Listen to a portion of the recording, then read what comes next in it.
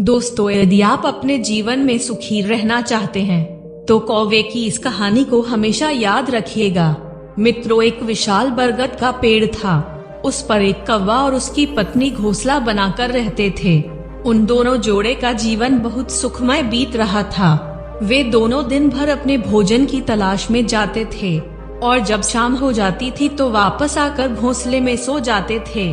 मित्रों, एक दिन एक काला सांप उसी बरगद के पास आ जाता है जहाँ पर कौवा और उसकी पत्नी रहते थे। यह बात उन दोनों को नहीं पता था कि यहाँ पर सांप भी आ गया है।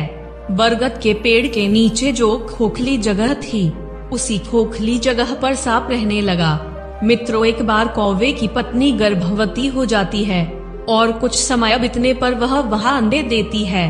कौवा और उसकी पत्नी बहुत प्रसन्न होते हैं और अपने मन में सोचते हैं कि कब यह अंडे फूटेंगे और हमारे छोटे छोटे बच्चे निकलेंगे। मित्रों, कौवा और उसकी पत्नी अपने बच्चों के इंतजार में एक एक दिन गिन गिन कर खुशी से गुजारने लगे।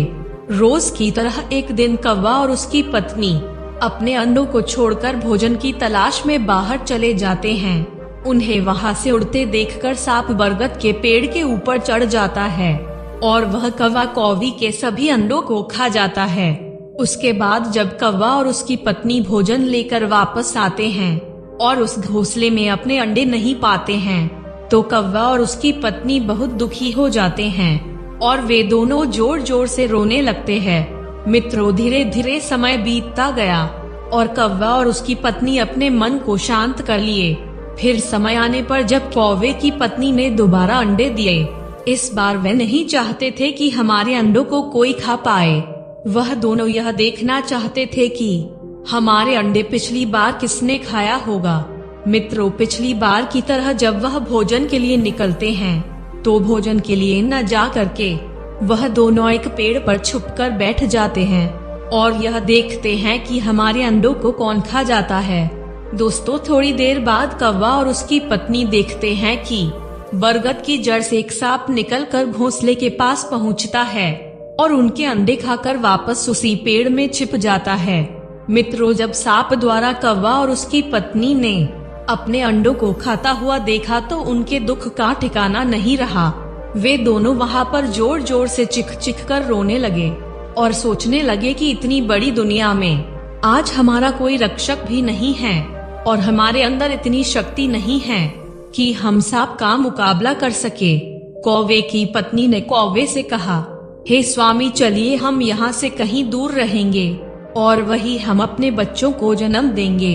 यह स्थान हमारे लिए बिल्कुल भी सही नहीं है। मित्रों, फिर कौवा और उसकी पत्नी ने वर्षों से रह रहे उस स्थान को छोड़ दिया और छोड़ने से पहले अपने मित्र जो एक गीदड़ था उसके पास पहुँचे और गीदड़ से अंतिम भेंट करते हुए बोले, हे गीदड़, यह स्थान हमारे लिए बिल्कुल ठीक नहीं है। इस स्थान पर एक सांप आ गया है जो मौका मिलते ही हमारे अंडों खा जाता है और हम उसका कुछ नहीं बिगाड़ सकते क्योंकि उसकी शक्ति हमसे कहीं ज्यादा है। दोस्तों, जब गीदड़ ने कौवा और उसकी पत्नी की बात सुनी तो गीदड़ कहने लगा, नहीं, आप लोग अपने बरसों पुराने घोंसले को छोड़कर कहीं नहीं जाओगे क्योंकि जहाँ पर शक्ति काम नहीं करती है वहाँ पर हमेशा बुद्धि से काम लेना चाहिए। मैं तुम्हें अब एक उपाय बताता हूँ, तुम उस उपाय का पालन करो, फिर सांप कभी भी तुम्हारे अंडे नहीं खा पाएगा। मित्रों, गीदड़ ने उनसे कहा कि एक राजा की बेटी प्रतिदिन एक तालाब में स्नान करने के लिए आती है और वह एक हीरे का हार भी पहन के आती है। नहाते समय वह राजकुमारी अपने हीरे का हार अपने वस्त्रों के साथ तालाब के किनारे रख देती है और जो सैनिक उसके साथ होते हैं वह उस हीरे के हार की रक्षा करते हैं। बस तुम्हें इतना करना है कि चुपचाप जा करके उस हीरे के हार को अपनी चोंच में दबा करके उड़ा के लाना है और यह काम करते हुए तुम्हें सैनिक देख पाए, इस बात का ध्यान रखना। और जब तुम उस हीरे के हार को अपनी चोंच में दबा करके लाओगे तो सीधे उसी स्थान पर छोड़ देना जिस पेड़ के खोल में वह सांप रहता है। मित्रों, गीदड़ की बात सुनकर कौवा वहाँ से उड़ता है और उसी स्थान पर पहुँच जाता है जहाँ पर राजा की बेटी स्नान कर रही थी। मित्रों, कौवे ने हीरे के हार को अपनी चोंच में दबाया और सैनिकों को दिखाता हुआ वहां से उड़ गया और वह वहां से धीरे धीरे उड़ने लगा। तो उसके पीछे सैनिक पड़ जाते हैं और कौवे ने उस हीरे के हार को ले जाकर के उस स्थान पर छोड़ दिया जहां पर वह विषैला सांप रहता था। कौवे का पीछा करते करते राजा के सैनिक वहां पहुंच गए। जब सैनिकों ने देखा कि कौवे ने हीरे के हार को उस बरगद के पेड़ के खोखली जगह में डाल दिया, तो सैनिकों ने उस खोखले में घुसने की कोशिश की तो उसमें से एक विषैला सर्प निकल आया।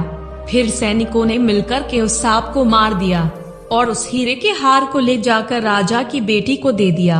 इस प्रकार कौवे ने शक्ति की जगह बुद्धि से काम लिया और उसने सांप को मरवा दिया।